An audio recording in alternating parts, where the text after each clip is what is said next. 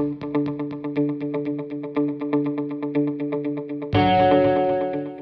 Students, আজকে আমরা gaseous স্টেটটা start করব। আমরা যে কোনো ম্যাটারের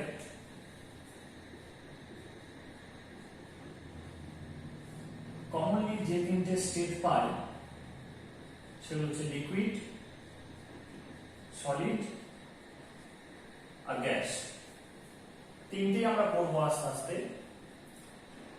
এখন আমাদের টপিক হচ্ছে গ্যাসিয়াস স্টেট অফ ম্যাটার। তো এটা ছাড়া আর কোনো স্টেট কি সম্ভব ম্যাটারের?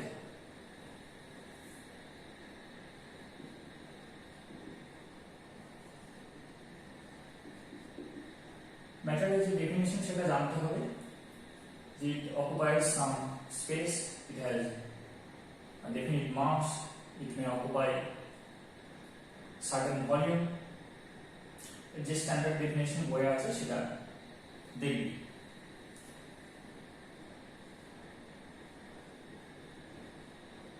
স্টেটস অফ ম্যাটার একটা আমরা পাই সলিড স্টেট, একটা পাই লিকুইড স্টেট, একটা পাই গ্যাসিয়াস স্টেট। এই তিনটে পপুলার। আরো স্টেট সম্ভব, সেটা হচ্ছে প্লাজমা, আর একটা হচ্ছে বোস-আইনস্টাইন কনডেনসেট। আর এরই একটা ভাগ যেটা এখন আরেকটা স্টেট বলছে সেটা হচ্ছে পোলার মাস। এই তিনটে আমাদের ডিটেলসে পড়তে হবে। এটা অনেকটা হায়ার এডুকেশন হয়ে যাচ্ছে, সেখানে আমরা হয়তো ভবিষ্যতে দেখব বোস-আইনস্টাইন কনডেনসেটটা।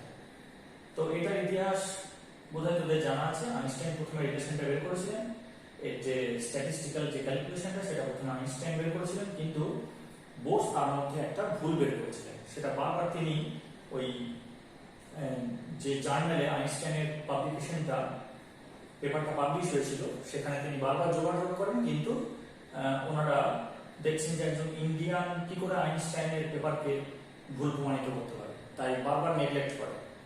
তো পরে বোস ডাইরেক্ট আইনস্টাইনকে চিঠি লেখেন এবং তার ভুলটা ধরিয়ে দেন। তো আইনস্টাইন এতটাই মহানুভব ছিলেন, উনি বোসকে লেখেন যে ইউ আর রাইট, তুমি ঠিক বলেছো, এবং পেপারটাকে উনি তুলে নিয়ে আবার কারেকশন করে পেপারটাকে ছাপান এবং নিজে থেকেই নাম দেন, মানে বোসের নামটা আগে তিনি দেন নিজে থেকে। তো সত্যেন্দ্রনাথ বোস এতটাই বড় মাপের একজন বিজ্ঞানী, যিনি কোন রকম বিশাল ইনফ্রাস্ট্রাকচার ছাড়াই একদম আমাদের দেশে বসে তিনি কিন্তু এই আইনস্টাইনের মতো একজন বড় মহান বিজ্ঞানীর ইকুয়েশনকে কারেকশন করার ক্ষমতা দেখিয়েছিলেন।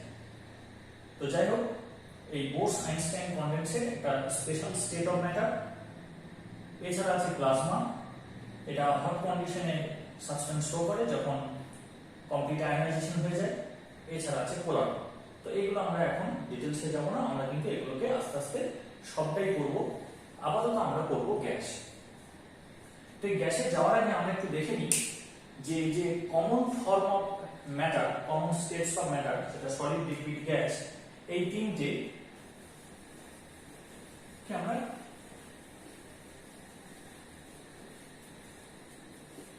কি সব ম্যাটারের ক্ষেত্রে দেখি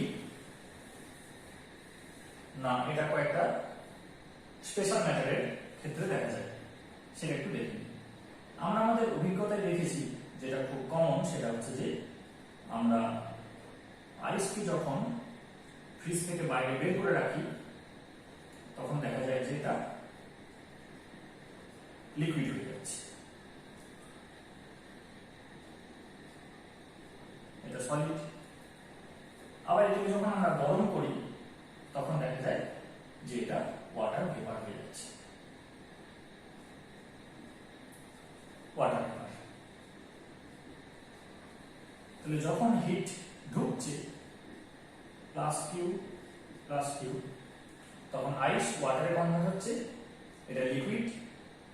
আর লিকুইড ওয়াটারটা কি হচ্ছে, ওয়াটার ভেপারে কনভার্ট হচ্ছে যখন হিটটা ফার্দার দেওয়া হচ্ছে। উল্টো পদ্ধতিতেও আমরা দেখেছি যে যখন হিট টেনে নেওয়া হয়, অর্থাৎ ওয়াটার ভেপারকে যখন কুল করা হয়, ঠান্ডা করলে অর্থাৎ তাপ যখন এখান থেকে নিষ্কাশন করা হয় তখন এটা লিকুইড হয়ে যায়, আর ফার্দার যদি এটাকে ঠান্ডা করা হয় তখন দেখা যায় এটা আইস হয়ে যাচ্ছে। অর্থাৎ সলিড লিকুইড গ্যাস প্রত্যেক সাবস্টেন্সেরই সম্ভব, কিন্তু কিছু সাবস্টেন্স আছে যেমন ন্যাপথালিন, আয়োডিন, ক্যাম্ফর, এগুলোকে আমরা দেখতে পাই ডাইরেক্ট সলিড থেকে ভেপার হয়ে যাচ্ছে।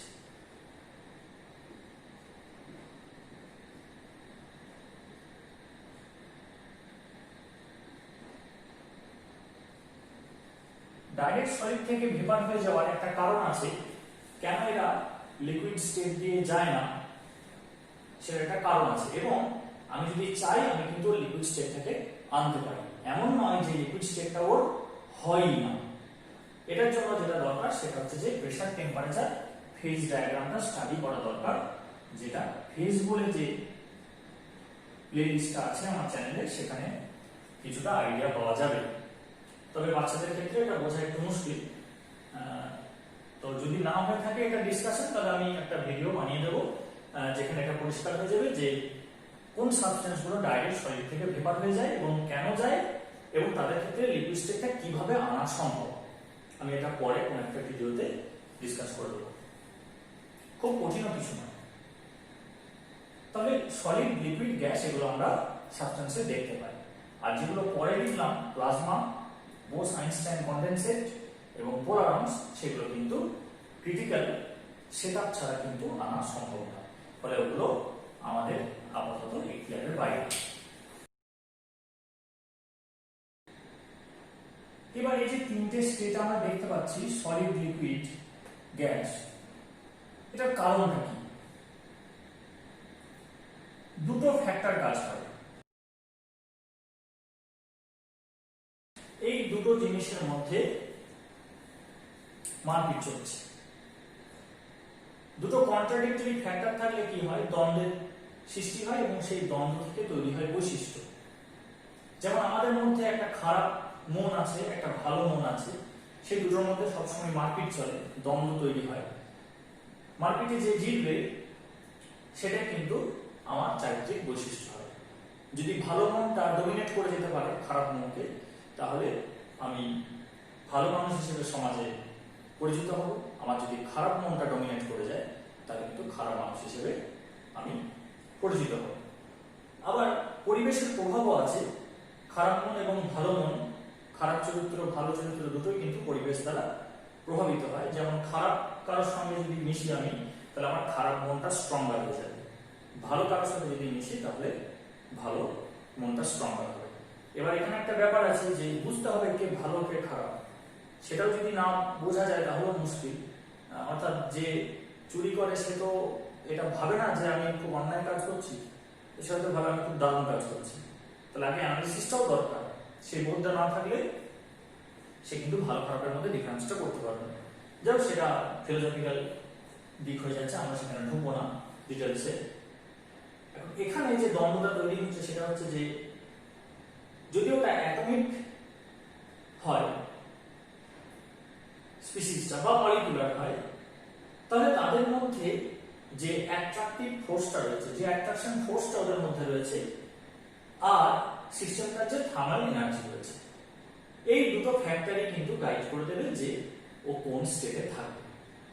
এই ইন্টারমলিকুলার ফোর্সেস অফ অ্যাট্রাকশন বা ইন্টারঅ্যাটমিক ফোর্সেস অফ অ্যাট্রাকশন, এইটা আমরা কিন্তু কেমিক্যাল বন্ডিং প্লেলিস্টে ডিটেইলসে আলোচনা করেছি। কি কি হতে পারে বলেছিলাম, ডাইপোল ডাইপোল বলেছিলাম,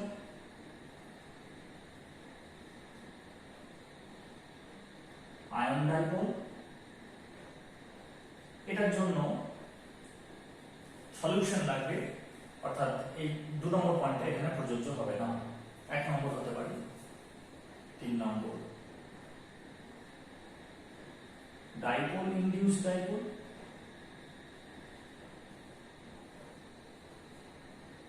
4 নম্বর ইনস্ট্যান্টেনিয়াস ডাইপোল, ইনডিউসড। এই ফোর্সগুলো ডিটেইলসে আলোচনা হয়েছে কেমিক্যাল বন্ডিং চ্যাপ্টারে, যেটা প্লেলিস্টে গেলে পাওয়া যাবে। এগুলো হচ্ছে ইন্টার অ্যাটমিক বা ইন্টারমলিকুলার ফোর্সেস অফ অ্যাট্রাকশন। এগুলো কি চায়? এগুলো চায় যে স্পিসিসগুলো যেটা সিস্টেমটাকে কনস্টিটিউট করেছে সেই স্পিসিসগুলো কাছে থাকুক।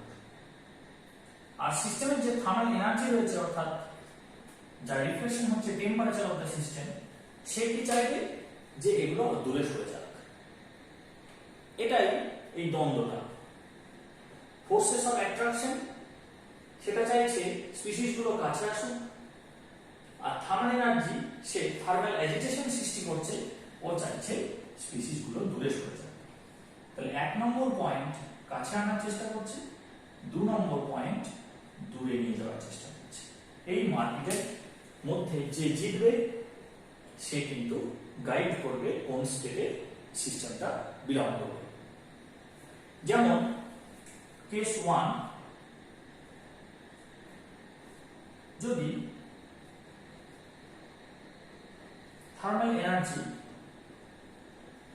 অর্থাৎ সিস্টেমের তাপীয় শক্তি সেটা যদি গ্রেটার দ্যান হয়, বেটার হচ্ছে যে মাছ গ্রেটার দ্যান বলা বা গ্রেটার দ্যান বলতে হবে, গ্রেটার দ্যান হয় অ্যাট্রাকশন ফোর্স,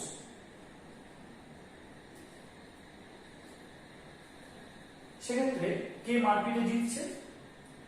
এই যেটা 2 নম্বর পয়েন্ট অর্থাৎ থার্মাল এনার্জি সেটা অ্যাট্রাকশন ফোর্সের থেকে বেশি, ফলে এটা কিন্তু রেজাল্টেন্ট যেটা দাঁড়াবে এরা দুজন অনেক দূরে চলে যাবে। দূরে চলে গেলে কি হবে?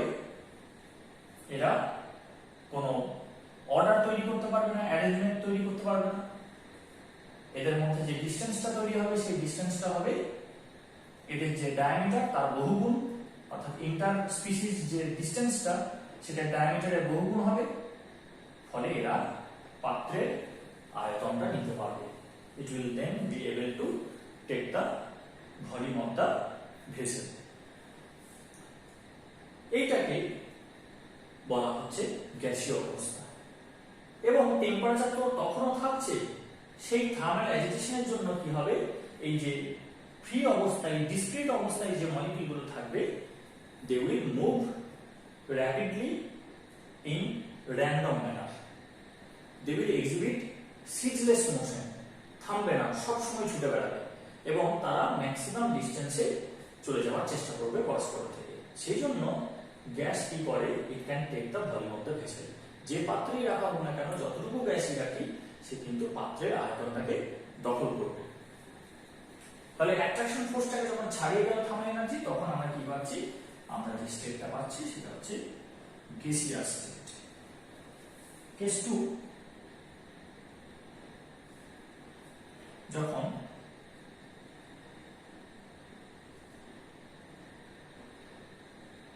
থার্মাল এনার্জিটা লেস দ্যান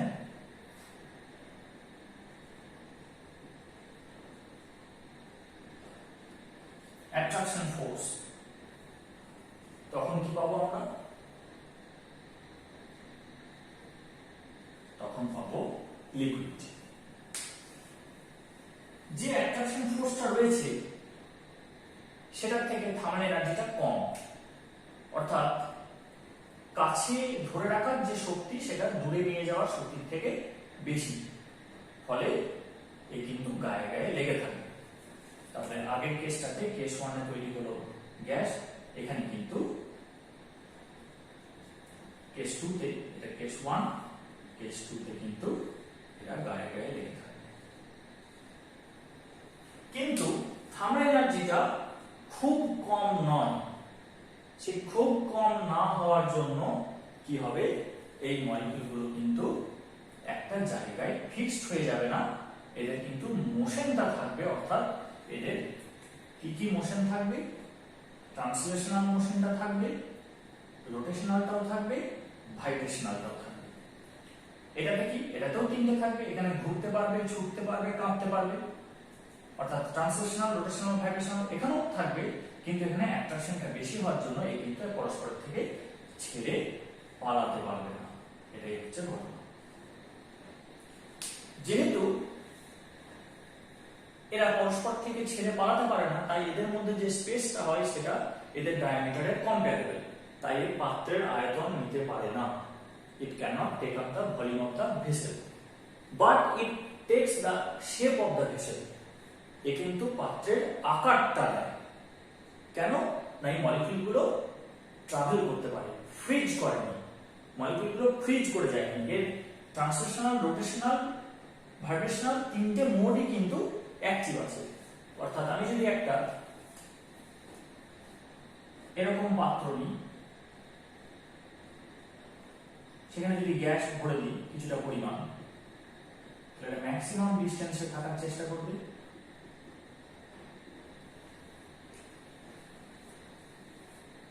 পাত্রের যে আয়তন সেটা গ্যাস নেবে। কিন্তু যদি লিকুইড ভরে দিই, তাহলে যদি আমি এতটা পরিমাণ লিকুইড ভরি,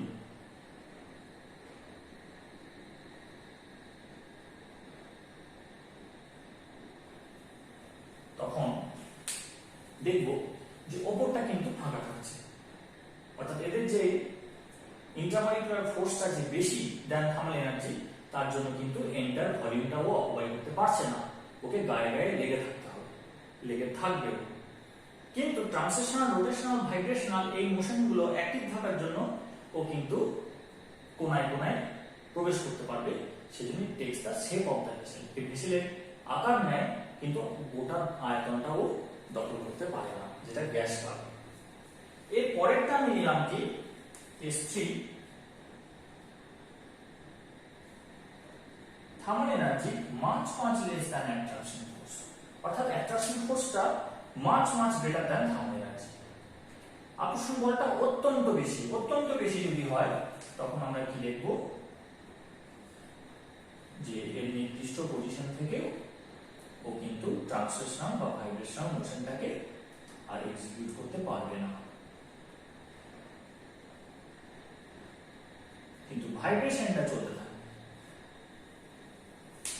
অর্থাৎ ছোটাছুটিটা বন্ধ হয়ে গেল, ঘোরাটা বন্ধ হয়ে গেল, কিন্তু মিন পজিশনের অ্যারাউন্ডে ওর যে ভাইব্রেশনটা সেটা কিন্তু কন্টিনিউ হবে। তাহলে ট্রান্সলেশনাল, রোটেশনাল ফ্রিজ করে যাওয়াতে এর একটা লং রেঞ্জ অর্ডারলি অ্যারেঞ্জমেন্ট তৈরি হলো।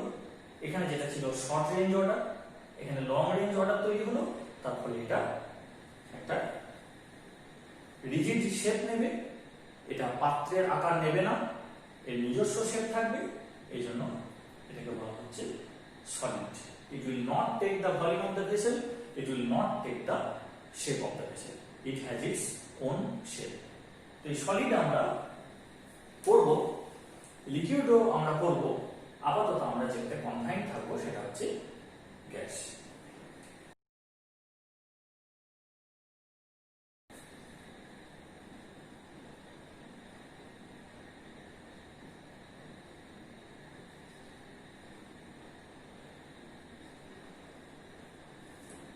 গ্যাসিয়াস সাবস্টেন্স নিলাম, তার প্রপার্টিগুলো কি কি হয় সেগুলো দেখব। একটা প্রপার্টি হচ্ছে ইট হ্যাজ মাস, গ্যাসের ভর আছে। তাহলে কিভাবে করা যেতে পারে? আমরা যদি একটা ওয়েইং মেশিন কিনি, সেখানে একটা ফুটবলকে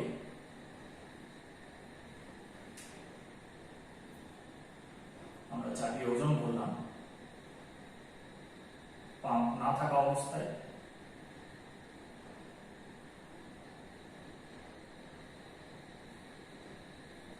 আরেকবার এটাকে ওজন করলাম,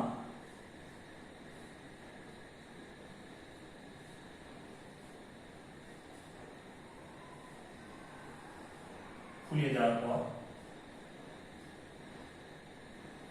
খুব অ্যাকুরেটলি যদি ওয়েটটা করা যায়, তাহলে দেখা যাবে যে এটার ওয়েটটা বেশি। তাহলে এই যে চোপসানো অবস্থায় ফুটবলের যা ওজন, যা ভর, তার থেকে একটা কি হলো, বেশি হলো। এখান থেকে বোঝা যাচ্ছে যে এর ভিতরে যে বায়ুটা প্রবেশ করানো হয়েছে সেটা কিন্তু ভর আছে। আরো সফিস্টিকেটেড এক্সপেরিমেন্ট আছে যেখানে এটা উইদাউট এরর ক্যালকুলেট করা যায়। এখানে এরর হবে কারণ এর বুয়ান্সি কাজ করবে, বুয়ান্সির জন্য কিছুটা প্রভাব পড়বে এক্সপেরিমেন্টাল ডেটাতে।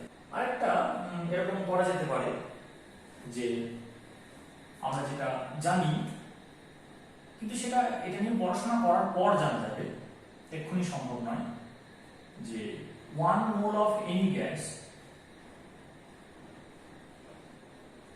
occupies a volume of 22.4 liter at NT। আমি বের করাটা বলছি। এবার 1 মোল কত সেটা আমি জানবো। যদি নাইট্রোজেন হয় তাহলে 28 গ্রাম হবে, 20 গ্রাম অফ নাইট্রোজেন। যদি অক্সিজেন হয় তাহলে 32 গ্রাম হবে, অর্থাৎ যার মলিকুলার ওয়েটটা তার পাশে গ্রাম বসবে, তাহলে গ্রাম মলিকুলার ওয়েট হচ্ছে 1 মোল, তাহলে 1 মোল অফ এনি গ্যাস সেটা এনটিপি তে কত আয়তন হবে, 22.4 লিটার হবে। এবার যদি একটা পার্টিকুলার কন্ডিশনে, পার্টিকুলার টেম্পারেচারে, পার্টিকুলার প্রেসারে আমি যদি তার টেম্পারেচার এবং প্রেসারটা জানতে পারি এবং ভলিউমটা যদি আমি মেজার করে নিই, আমি টেম্পারেচারটা আমি ঠিক করলাম, প্রেসারটা আমি ঠিক করলাম, এখানে বাটখারা দিয়ে ভলিউমটা আমি এক্সপেরিমেন্ট করে মেপে নিলাম। এটা ক্যালিব্রেট করা আছে, পিস্টনটা যেখানে আছে সেখান থেকে ও ভলিউমটাকে দেখাবে, ঠিক আছে। তাহলে ভলিউমটা পেয়ে গেলাম। এখান থেকে আমাকে সুইচ করে যেতে হবে এনটিপি তে। কিভাবে আমরা সুইচ করব সেগুলো আমরা সব শিখব। তাহলে এখান থেকে আমি সুইচ করে গেলাম এনটিপি তে। এনটিপি তে এবার আমি জানি যে ভলিউমটা কত, তাহলে এত ভলিউমে এত গ্রাম হয়, তাহলে যতটা ভলিউম এখানে পেয়েছি তাতে কত গ্রাম হয়। এইভাবে কিন্তু ভর বের করে নেওয়া যাবে, ভবিষ্যতে আমরা এইভাবে বের করব। তাহলে আপাতত গ্যাসের যে ভর আছে তার জন্য এরকম ছোট এক্সপেরিমেন্ট ডিজাইন করা যেতে পারে।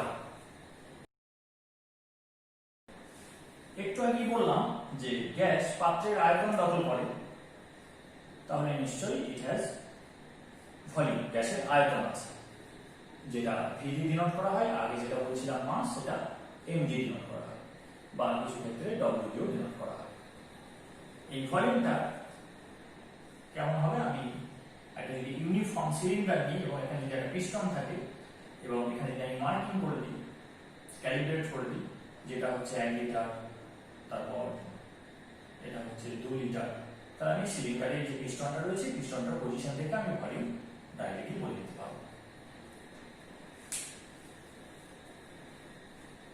আমরা কিছুদিন পরে দেখব, আরো কয়েকটা ভিডিও হয়ে যাওয়ার পর দেখব যে আপাতত গ্যাস বলে যাকে বলছি সেটা আসলে innumerable number of small atoms or molecules that will move randomly in random direction with random velocities, এবং সেটা সিরিজলেস মোশন, সব সময় অসংখ্য অণু পরমাণু ছুটে চলেছে দিক বিদিক জ্ঞান শূন্য হয়ে।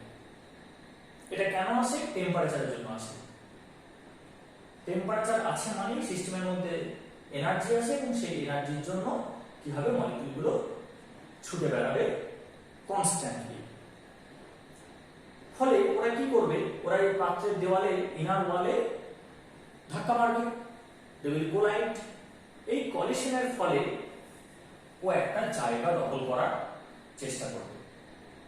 এবার সেখানে একটা দ্বন্দ্বের ব্যাপার আছে, যে ও যে ধাক্কাটা মারলো আর ওপর থেকে পিস্টনটা কতটা চাপ দিচ্ছে সেটাও একটা ব্যাপার। যদি ওর ধাক্কার ফলে যে চাপটা উৎপন্ন হলো তার থেকে এই পিস্টনের চাপ বেশি হয়, তাহলে পিস্টন নেমে যাবে, ওর আয়তন কমে যাবে। আর যদি ওর দেওয়া উপযুক্ত চাপ যদি কম্পারেবল হয় বা বেশি হয়, তখন ভলিউমটা বাড়বে।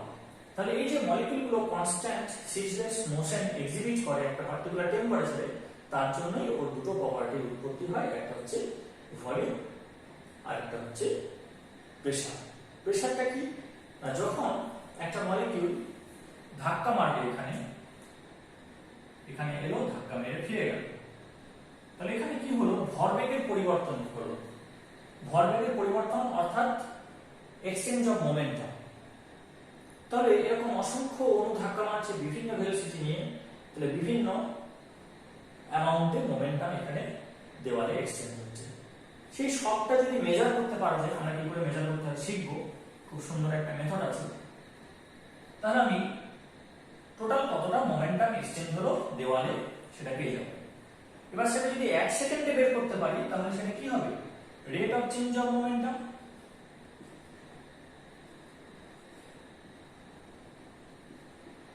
Rate of change of momentum হাতে লেখা ভীষণ বাজে। এইটা কি, এটা হচ্ছে ফোর্স। ভরবেগের পরিবর্তনের হার সেটা নিউটনের সেকেন্ড ল অনুযায়ী it is equal to the applied force. এইবার এটা কতটা এরিয়ায় অ্যাপ্লাই হলো, যদি আমি সেই এরিয়া দিয়ে ভাগ করে দিই, that will give you pressure. Pressure equal to force applied per unit area. তাহলে মলিকিউল কি করবে, মলিকিউলগুলো ধাক্কা মারবে, ধাক্কা মারার ফলে মোমেন্টামের পরিবর্তন হবে। সেই মোমেন্টামের পরিবর্তন 1 সেকেন্ডে কত সেটা যদি বের করতে পারি, that will be equal to the force applied. সেটাকে এরিয়া দিয়ে ভাগ করে পার ইউনিট এরিয়ায় অ্যাপ্লাইড ফোর্স পেয়ে যাব, that is the pressure applied by the gaseous system.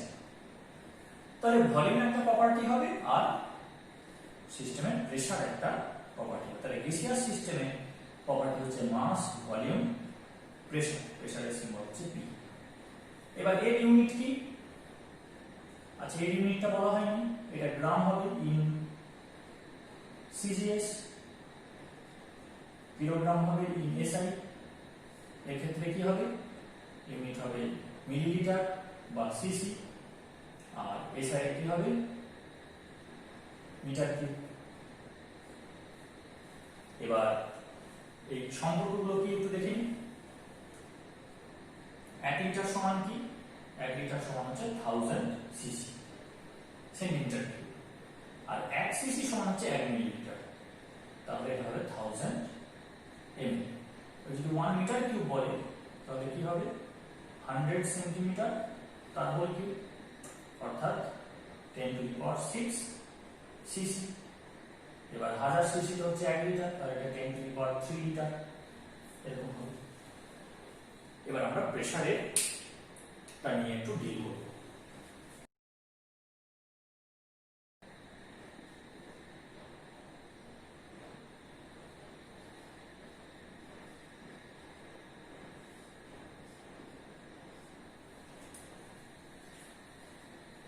Gas exerts pressure. এবার আমাদের অ্যাটমসফিয়ারও হচ্ছে একটা গ্যাসীয় সলিউশন, তো সেটাও কি করে প্রেসার এক্সার্ট করে। তার কিন্তু অনেক সুন্দর সুন্দর এক্সপেরিমেন্ট আছে। যেমন একটা tumble full of water field glass নিয়ে, অর্থাৎ কানায় কানায় জল ভর্তি একটা গ্লাস নিয়ে তার উপর যদি একটা শক্ত কার্ড, পোস্টকার্ড নিলে ভালো হয়, যদি রাখা হয়, তারপর সেটাকে ধীরে সুস্থে উল্টো করা হয়,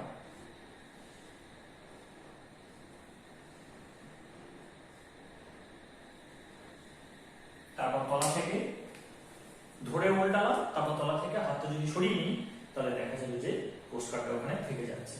অর্থাৎ গ্লাসের জলটা যে অতটা ভারী তাও কিন্তু পোস্টকার্ডটা পড়বে না। তারপর কিছুক্ষণ পর যখন এটা ভিজে যাবে এবং লিক করবে তখন ওটা পড়ে যাবে, কিন্তু অনেকক্ষণ ধরে রাখতে পারবে। এটা কিভাবে পারছে না,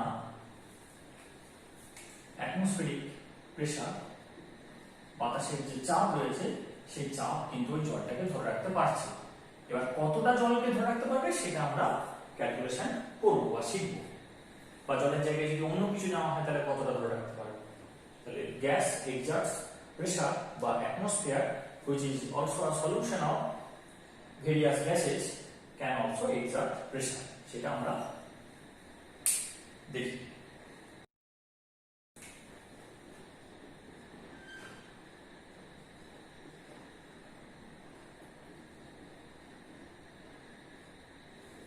এখান থেকে আমরা প্রেসারের ইউনিটটা ডিফাইন করে ফেলব। তো এই অ্যাটমসফিয়ারিক প্রেসারটা কি না,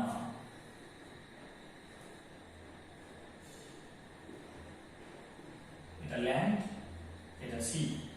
তাহলে এটা কি, এটা হচ্ছে সি লেভেল। এই সি লেভেলে at 0 ডিগ্রি সেন্টিগ্রেড অ্যাটমসফিয়ার যে প্রেসারটা ক্রিয়েট করে যেদিকেই হোক, সেই প্রেসারটা হচ্ছে অ্যাটমসফিয়ারিক প্রেসার বা 1 atm বা 1 স্ট্যান্ডার্ড অ্যাটমসফিয়ারিক প্রেসার বা 1 নর্মাল অ্যাটমসফিয়ারিক প্রেসার। এবার এই সি লেভেলে একটা এক্সপেরিমেন্ট করা হলো। সেই এক্সপেরিমেন্টটা কি রকম?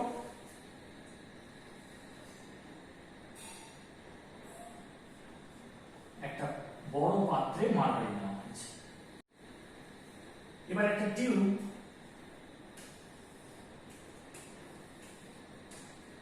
1 মিটার ইন লেন্থ, 1 মিটার বা তার অ্যাবাভ ইন লেন্থ, সেই টিউবটা মার্কারি দিয়ে ভর্তি করে পুরোটাকে মুখটা বুড়ো আঙুল দিয়ে চেপে ধরে আস্তে করে ঘুরিয়ে এর মধ্যে ডুবিয়ে হাতটাকে ছেড়ে দেওয়া হয়েছে।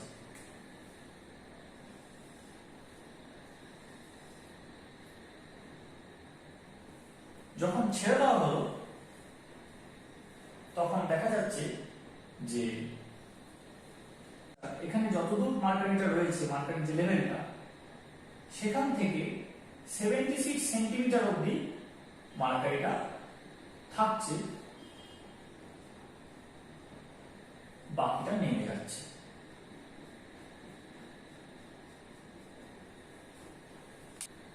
যদি টিউবটা একটু ছোট নেওয়া হয়, ধরলাম এই অবধি, সেক্ষেত্রে কিন্তু কোনো ফাঁকা জায়গা থাকছে না, পুরোটাই ভর্তি থাকছে, অর্থাৎ উল্টানোর পর ও কিন্তু নামছে না। আর যদি একটু বড় নেওয়া হচ্ছে 76 সেন্টিমিটারের থেকে, তখন দেখা যাচ্ছে নেমে এসে 76 সেন্টিমিটারে দাঁড়িয়ে যাচ্ছে। যদি 2 মিটার নেওয়া হচ্ছে তাহলেও দেখা যাচ্ছে 76 সেন্টিমিটারে এসে দাঁড়িয়ে যাচ্ছে। অর্থাৎ atmosphere is capable of raising mercury by 76 centimetre.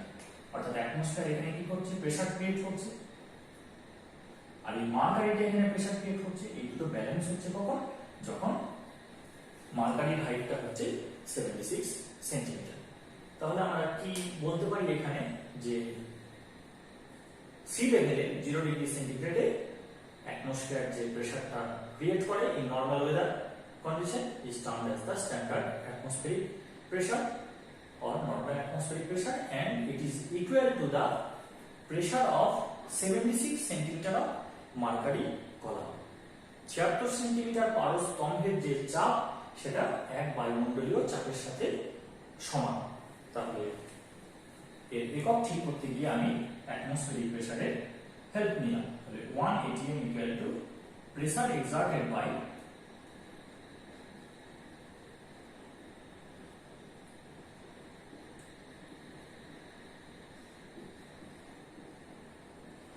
76 centimetre of mercury column.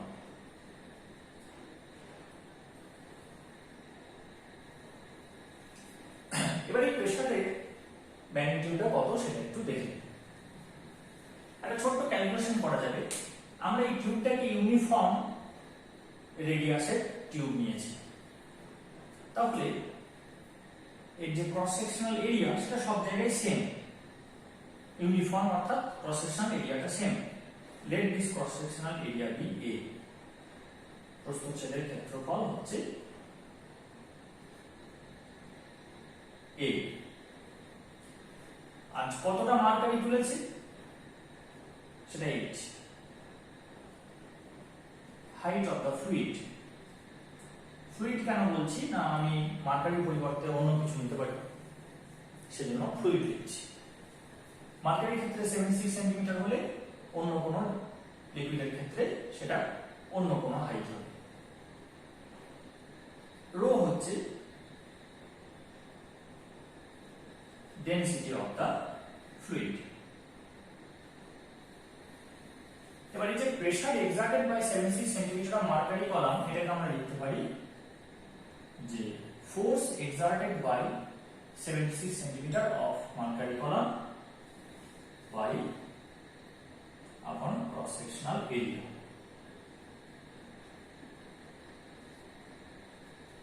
অর্থাৎ যে ফোর্সটা অ্যাপ্লাই করছে সেটাকে যদি এরিয়াকে ভাগ করে দিই তাহলে সেটাই পাবো আমি প্রেসার।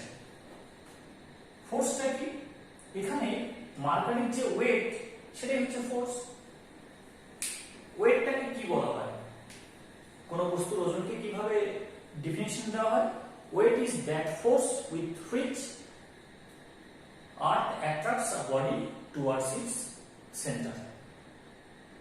তাহলে ওজন হলো সেই বল যে বল দিয়ে পৃথিবী তার কেন্দ্রের দিকে কোনো বস্তুকে টানে। তাহলে এখানে ওর নিজের ওজনটাই হচ্ছে ওর ফোর্স, আলাদা করে কেউ তো চাপ দেয়নি, ওর ওজনটাই এখানে বল প্রয়োগ করছে। তাহলে আমরা এখানে কি লিখতে পারি, mg আপন a, এটা হচ্ছে ক্রস সেকশনাল এরিয়া। তাহলে m টা কি, মাস অফ দা ফ্লুইড। এবার মাস অফ দা ফ্লুইড মানে টোটাল যত ফ্লুইড আছে ততটা না, এই ভেসেলের যে লেভেলটা সেই লেভেল থেকে যতটা উঠে আছে তার যে মাসটা। জিটা কি, অ্যাক্সিলারেশন ডিউ টু গ্র্যাভিটি, অভিকর্ষজ ত্বরণ।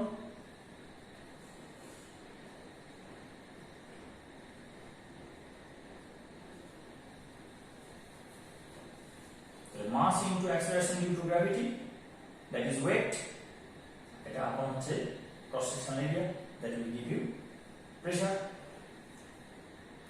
এইটা কিন্তু প্রেসারের ডেফিনিশন। এটা 1 atm না, 1 atm তখন হবে যখন আমি 76 সেন্টিমিটার 0 ডিগ্রি সেন্টিগ্রেড এই কন্ডিশনগুলো বসাবো। তখন মাসটা কি করে বের করব, এই মাসটাকে আমি একটা কাজ করব, ভলিউম ইনটু লিখব density into g upon A. Volume into density, density হচ্ছে গ্রাম পার সিসি আর ভলিউম হচ্ছে সিসি, তাহলে কাটাকুটি হয়ে গ্রাম পড়ে থাকবে, that is the mass. Density equals to mass per unit volume. তাহলে মাস ইকুয়াল টু কি হবে, ভলিউম ইনটু ডেনসিটি। তাহলে ভলিউম ইনটু ডেনসিটি হলো, এই ভলিউমটা কি, volume of the cylinder containing the fluid. তাহলে সেটা হবে cross sectional area into height. সিলিন্ডারের ভলিউম কিভাবে পাবো, ক্রস সেকশনাল এরিয়া প্রস্থচ্ছেদের ক্ষেত্রফলকে উচ্চতা দিয়ে গুণ করে। তাহলে এটা হবে a into h into rho into g upon a।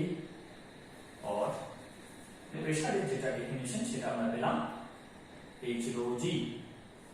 এটা কিন্তু জেনারেল ডেফিনিশন, এটা এমন নয় যে pressure exerted by 76 centimetre of mercury column হতে হবে, সেরকম না। এটা pressure exerted by any fluid, তার হাইটটা এখানে বসাবো, তার ডেনসিটি এখানে বসাবো। এবার এখানে আমাদের ক্যালকুলেশনে আমরা এই 76 সেন্টিমিটার মার্কারি কলামের যেটা ডেটা সেটা বসাবো, তাতে আমরা 1 atm প্রেসার পাবো। তাহলে 1 atm প্রেসারটা কি, h কত, 76 সেন্টিমিটার। ডেনসিটি কত, ডেনসিটি মার্কারি টেম্পারেচারের সাথে সাথে চেঞ্জ করে। আমরা কোন ডেনসিটিটা নেব, আমরা 0 ডিগ্রি সেন্টিগ্রেডের ডেনসিটিটা নেব, কারণ আমরা 1 atm বের করতে চলেছি। তাহলে সেটার ভ্যালুটা হচ্ছে 13.5951 গ্রাম পার সিসি। এরপর জি এর ভ্যালুটা, জি এর ভ্যালুটা কত, জি এর ভ্যালুটা হবে 980.665 centimetre per second per second, অর্থাৎ সেন্টিমিটার পার সেকেন্ড স্কয়ার। তাহলে আমরা কি দেখলাম, যে যদি ফ্লুইডের হাইট থেকে প্রেসার আসে তাহলে সেই প্রেসারের ফর্মুলা হবে height of the fluid column into density of the fluid into acceleration due to gravity. এবার 1 atm যখন, তখন 76 centimetre of mercury column, density of mercury at 0 degree centigrade, which is 13.5951 gram per cc, and value of G is 980.665 centimeter per second square. Now,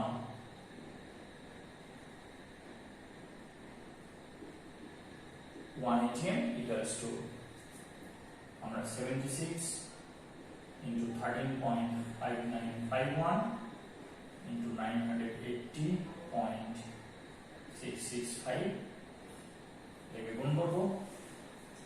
আচ্ছা, এখানে আমি এরকম করে সাজাবো, এটাকে gram centimetre per second square এটাকে লিখেছি। তাহলে এই সেন্টিমিটার আর সিসি টু দি পাওয়ার -1 অর্থাৎ centimetre to the power -3 CC মানে সেন্টিমিটার কিউব, সেটা টু দি পাওয়ার -1 মানে 1/সিসি, অর্থাৎ 1/সেন্টিমিটার কিউব। একটা সেন্টিমিটার কাটলো, তাহলে এটা পড়ে থাকবে সেন্টিমিটার টু দি পাওয়ার -2। এই ভ্যালুটা আসবে 1.013, এটা ক্যালকুলেটরে মাল্টিপ্লাই করলেই দেখা যাবে, into 10 to the power 6 gram centimetre per second square, সেটা হচ্ছে ডাইন, এটা per square centimetre. One dyne is that force which when acts on a body of mass 1 gram produces in it an acceleration of 1 centimeter per second square।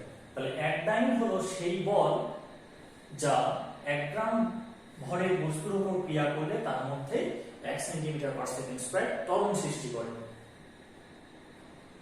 তাহলে এটা ডাইন হলো, এটা বল। এখন এটা দেখতে পাচ্ছি যে বল বাই ক্ষেত্রফল, ফোর্স পার unit area, time per square centimetre, সেটাই ফোর্সের ডেফিনিশন, সেটাই প্রেসারের ডেফিনিশন। 1 atm এটা হচ্ছে প্রেসার, প্রেসারের ডেফিনিশন হচ্ছে ফোর্স পার ইউনিট এরিয়া। তাহলে আমরা ফোর্স পার ইউনিট এরিয়া আকারে পেয়ে গেলাম। তাহলে এইটা হচ্ছে unit of pressure in CGS unit, in CGS. 1.013 into 10 to the power 6 dyne per centimeter square।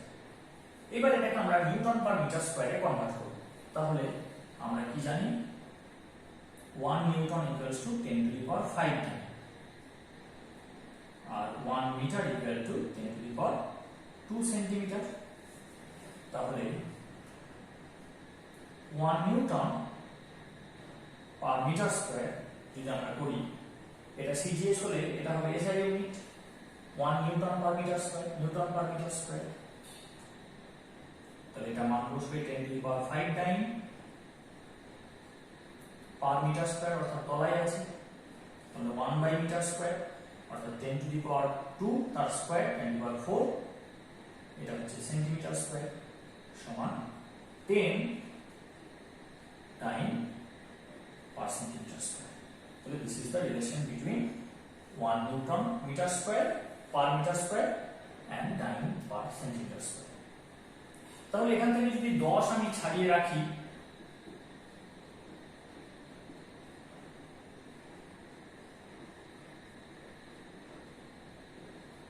তাহলে এটা কি, এটা নিউটন পার মিটার স্কয়ার, और 1 atm equals to 1.013 into 10 to the power 5 Newton per meter square। এটা হচ্ছে SI unit.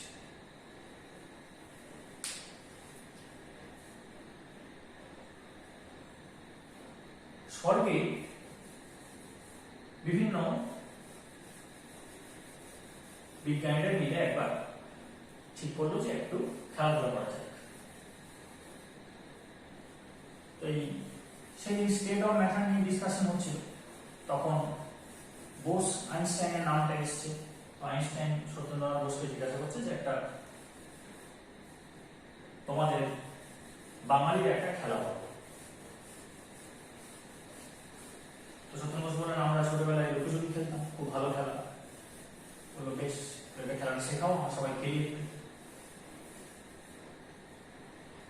দিয়ে নিয়ম কানুন সব শেখানো হলো, দিয়ে ওই যেভাবে গুনতে হয় গোনাতে দেখা গেল বোর আউট হয়েছে, নিলস বোর। এবার নিলস বোর গুনছে, 1 2 3 4 করে 10 হলো, সবাই লুকিয়ে পড়েছে। নিউটন বোর বেরিয়ে এসে দেখছে নিউটন দাঁড়িয়ে আছে, ও কি করেছে, নিউটনকে ধাপ্পা করে দিয়েছে, দিয়ে বলছে নিউটন আউট, সবাই বেরিয়ে চলে এসছে ধাপ্পা শুনে। নিউটন বলছে না, আমি নিউটন নই। বলছে তা কি করে সম্ভব? বলছে দেখো আমার পায়ের কাছে দেখো। তখন বোর দেখছে এবং বাকিরাও দেখছে যে একটা বৃত্ত আঁকা এবং ঠিক তার মাঝখানে নিউটন দাঁড়িয়ে আছে। তো বোরকে বলছে যে বৃত্তটা ক্ষেত্রফল তুমি মাপো।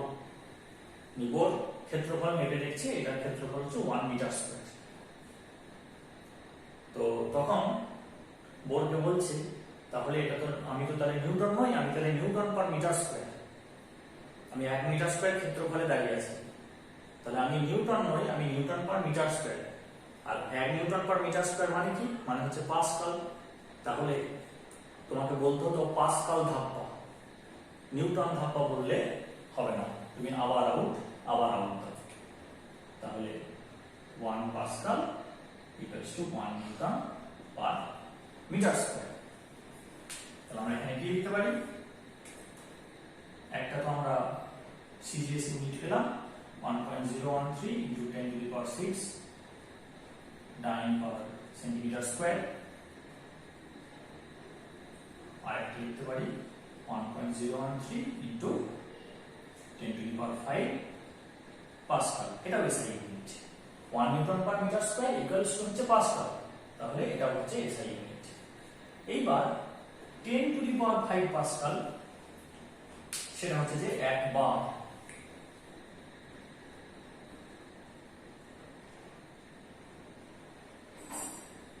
তাহলে এখানে কি লিখবো, 1 atm equals to 1.013 বার। এগুলো সব একটা রিলেশন, সবগুলো মনে রাখতে হবে, খুব কঠিন কিছু নয়, লিখে প্র্যাকটিস করলেই মনে থেকে যাবে। এটা এসআই, এটা এসআই, এটা সিজিএস, ঠিক আছে। এবার আরেকটা ধরন আছে, সেটা হচ্ছে যে 1 atm, এটা হচ্ছে 76 সেন্টিমিটার অফ মার্কারি কলাম সমান 760 মিলিমিটার অফ মার্কারি কলাম। এবার 1 মিলিমিটার মার্কারি কলামকে বলা হয় 1 টরিসেল, অর্থাৎ টর, তাহলে এটা বলা হবে 760 টর। বিজ্ঞানী টরিসেলের অনারে এটা বলা হয়েছে। তাহলে 1 টর ইকুয়াল টু কি, 1 মিলিমিটার অফ 80 কলাম, 1 atm সমান 760 টর। এগুলো হচ্ছে প্রেসারের বিভিন্ন ইউনিট। এবার কেউ প্রশ্ন যদি করে যে মার্কারি নিয়ে কেন করেছিলেন টরিসেলের এক্সপেরিমেন্ট, কেন যেটা readily available, less corrosive, less toxic, সেটা নিয়ে কেন করেননি? তো এটার উত্তর খুব সহজ। মার্কারি ডেনসিটিটা আমরা কত পেলাম, 13.5951, অর্থাৎ 13.6 এর কাছাকাছি। জলের ডেনসিটি কত, যেটা খুব সহজলভ্য, রেডিলি অ্যাভেলেবল, টক্সিক নয়, এর ডেনসিটি হচ্ছে 1 গ্রাম পার সিসির কাছাকাছি। তাহলে অ্যাটমসফিয়ার যদি একে 76 সেন্টিমিটার তুলতে পারে, তাহলে জলকে কত তুলবে? জলের ডেনসিটি তো অনেক কম, জল তো অনেক হালকা, তাহলে জলকে তুলে দেবে 76 ইন্টু এইটা 13.6, 13.6 গুণ যে ভারী তাকে 76 সেন্টিমিটার তুলছে, তাহলে যে 13.6 গুণ হালকা তাকে তো অনেক বহু গুণ তুলে দেবে ও। তাহলে জলের ক্ষেত্রে হাইটটা এক্সপেক্টেড 13.6 ইন্টু 76, তাহলে কত দাঁড়াচ্ছে এটা? এটা প্রায় 1000 সেন্টিমিটার হয়ে যাচ্ছে, অর্থাৎ প্রায় 4 তলা 5 তলা বাড়ির সমান হয়ে যাচ্ছে। এত বড় সিস্টেম নিয়ে এক্সপেরিমেন্ট করা তো মুশকিল। তারপরে আরেকটা সমস্যা আছে, সেটা হচ্ছে যে ওই যে ফাঁকা জায়গাটা যেটা নেমে আসছে মার্কারি, সেই ফাঁকা জায়গাটাতে মার্কারি ভেপার থাকে। জলের ক্ষেত্রে সেই ভেপারটা আরো বেশি হয়ে যাবে, কারণ জল মোর ভোলাটাই। আর একটা সমস্যা হচ্ছে জল কিন্তু কাঁচকে ভেজায়, মার্কারি কিন্তু ভেজায় না, ফলে যে আমরা লেভেলটা দেখতে পাবো সেটা অনেক শার্প হবে, আর এক্সপেরিমেন্ট করাটাও সহজ। সেই জন্য উনি মার্কারি নিয়ে করেছিলেন। তবে মার্কারি ছাড়াও অন্য ফ্লুইড দিয়ে সম্ভব ফর্মুলাটা। তো এই ছিল যেটা শেখানো হবে। নেক্সট ক্লাসে আমি একটা ইম্পর্টেন্ট টপিক নিয়ে আলোচনা করবো, সেটা হচ্ছে যে গ্যাসের আরেকটা property, that is temperature. Very important property of any system including gaseous system. Thank you.